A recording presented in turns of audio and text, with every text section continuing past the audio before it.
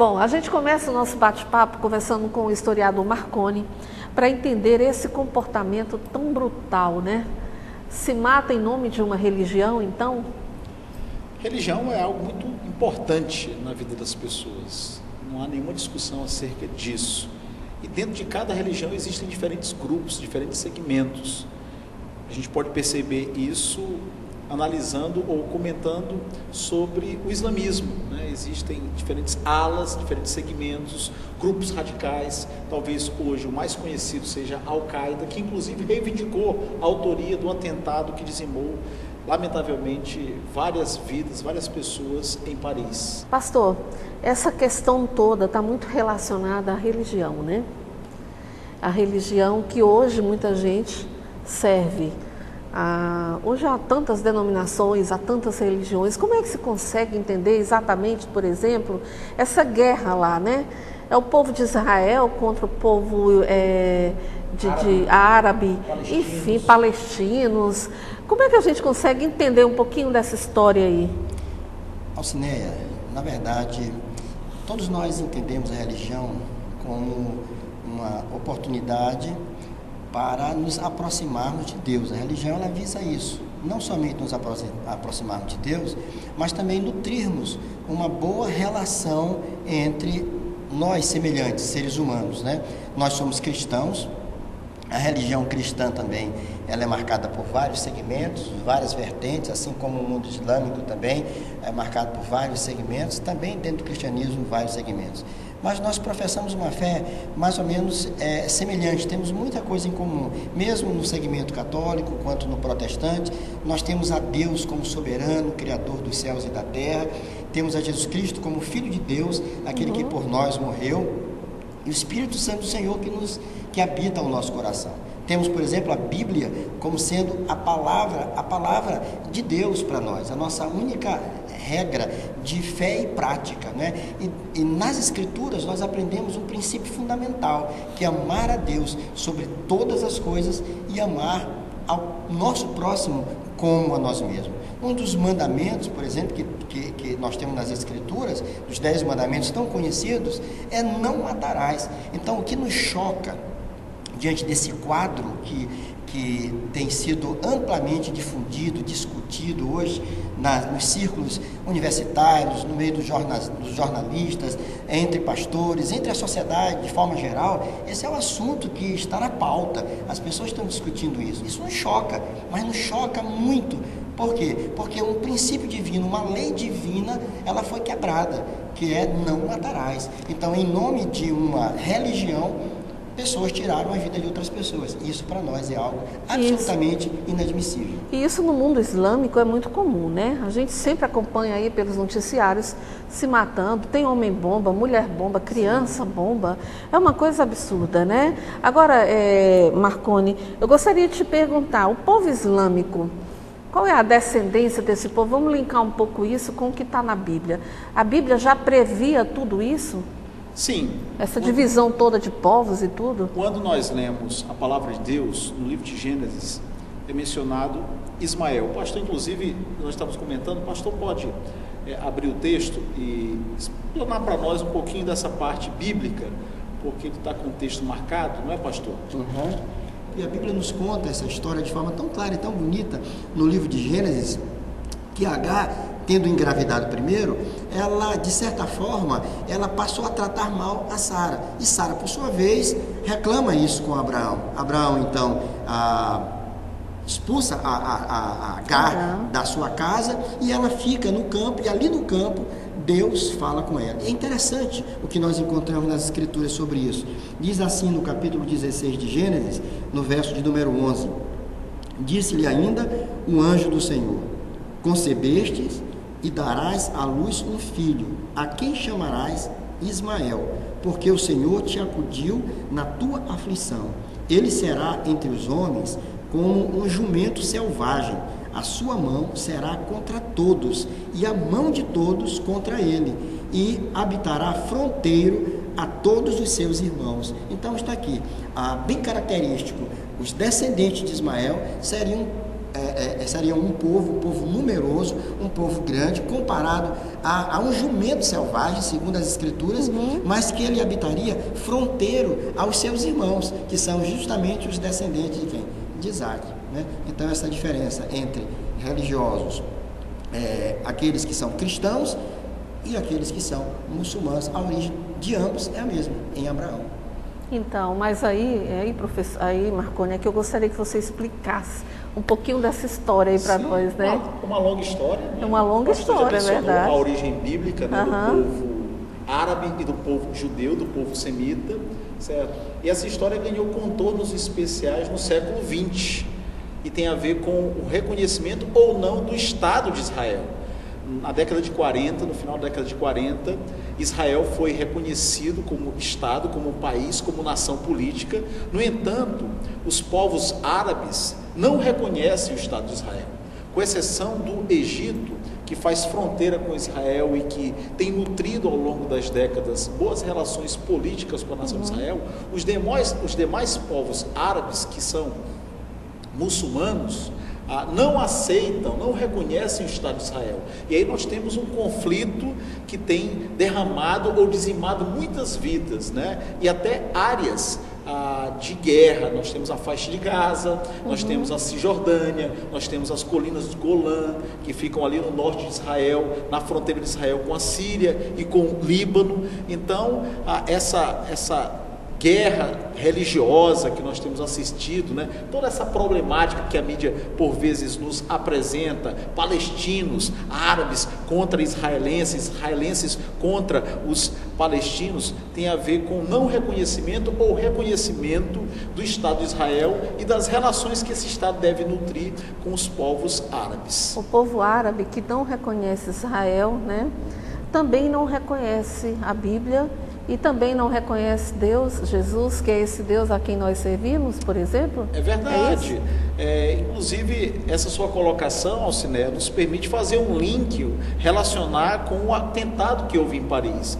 Porque os muçulmanos têm como livro sagrado o Corão, que alguns chamam de Alcorão, mas a questão aqui da nomenclatura é o que menos importa. Para os cristãos, quer católicos romanos, quer católicos ortodoxos ou protestantes, o livro sagrado é a Bíblia. Para os muçulmanos, o livro sagrado é o Corão. E no Corão existem ali suras ou capítulos que fundamentam matar a morte em nome da sua fé. Então, para os muçulmanos, para os maometanos, os seguidores de Maomé, caso alguém ofenda a religião islâmica ou mencione a mesma de maneira irreverente, de maneira leviana, irresponsável, né? Certo? O islâmico, ele tem fundamento no Corão para matar em nome de Alá. Então foi justamente isso que aconteceu. Obviamente, nós não estamos aqui dizendo que todos os muçulmanos concordam e endossam aquele ato praticado em Paris, né? Que parte da mídia tem colocado como um ato terrorista, outra parte tem colocado como uma manifestação de vingança. Haja vista que os cartunistas tinham, né, na sua revista, na sua publicação, colocado desenhos que para os muçulmanos são ofensivos e de uma certa forma são mesmo, não é? Ofensivos em relação ao profeta Maomé. Então, segundo a tradição muçulmana, islâmica, a partir de próprios textos do livro sagrado, matar ou morrer em nome da sua fé, isso é bem visto por Alá, pelo Deus dos muçulmanos, e até mesmo recompensado nos altos céus. Então, para aqueles radicais islâmicos, né, o que eles fizeram ali foi dar um testemunho da sua fé. Em obediência à sua crença, eles tiraram a vida daqueles que ofenderam, que blasfemaram contra a sua religião. Eu quero entender, e acho que o nosso público também quer entender, quem é o povo judeu, quem é o povo de Israel, por que Israel é tão perseguido, né? O povo de Israel é tão perseguido. Mas tudo isso nós vamos falar depois do intervalo comercial, por isso não mude de canal, porque é bem rápido, eu volto logo. De volta aqui com o nosso debate a respeito de religiões, eu quero voltar a perguntar a respeito dos povos, né? Quem é o povo judeu, quem é o povo, o mundo islâmico todo que ali envolve, né, várias nações, mas de acordo com a Bíblia, o povo de Israel é o povo escolhido por Deus. Então eu queria entender um pouquinho disso aí.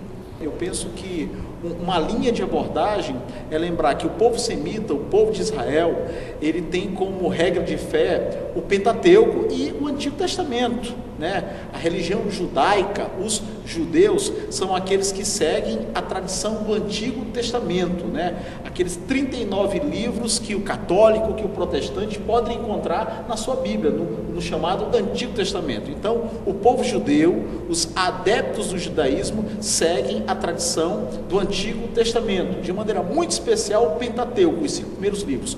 O povo muçulmano segue o Corão, aquela revelação que, segundo a tradição islâmica, foi recebida por Maomé, e isso é o Corão, é o livro sagrado. O povo muçulmano envolve quem nessa história? O povo muçulmano hoje, né? O povo muçulmano, a religião muçulmana, ela está espalhada por muitos países, né? Então nós temos países no continente africano que são países islâmicos. E dentre esses países islâmicos existem alguns que são o que ostentam um regime radical, onde não é tolerada qualquer outra religião que não seja a religião islâmica. Eritreia, Arábia Saudita, são países onde o islamismo é religião oficial. Certo? Existem outros países muçulmanos, como por exemplo o Egito, que já tem um regime mais tolerante. Inclusive o Egito, que faz fronteira com Israel, tem boas relações políticas e diplomáticas com Israel, é um aliado de Israel naquela região. Agora Mas nós também temos nações na Ásia, certo? Que são nações islâmicas. Então o islamismo hoje está espalhado em várias partes do mundo, né? Na África, no Oriente Médio e na própria Ásia. Eu acredito então, pastor, que nesse caso o povo de Israel é um povo escolhido por Deus segundo a Bíblia, né? Segundo a Bíblia. Então é por isso que esse povo é tão perseguido ao longo dos séculos. Também, já que esse território todo, essa terra foi uma terra prometida a eles, não é isso? Sem dúvida alguma. Como falou aqui o nosso historiador Marconi, né, muito bem. O que eu queria pensar aqui no seu programa, aproveitando essa audiência tão grande que tem o seu programa, né, é de que o conhecimento desses aspectos religiosos dos povos é importante para nós. Para quê? Para que nós possamos respeitar cada segmento, respeitar cada cultura. A religião cristã é uma religião missionária, é uma religião que cresce através do esforço missionário. O próprio Senhor Jesus diz: ide por todo mundo e pregai o evangelho a toda criatura. Esse é o trabalho que nós, pastores, fazemos, que os missionários fazem, que os pregadores fazem, que homens e mulheres fazem. As igrejas estão no mundo pregando o evangelho. Existem várias agências missionárias espalhadas pelo mundo inteiro, propagando a fé cristã. Mas a fé cristã, ela é propagada não por força e por violência. Não é através das armas, não é através da guerra, da espada, mas ela é propagada através de uma mensagem de salvação que é em Cristo Jesus.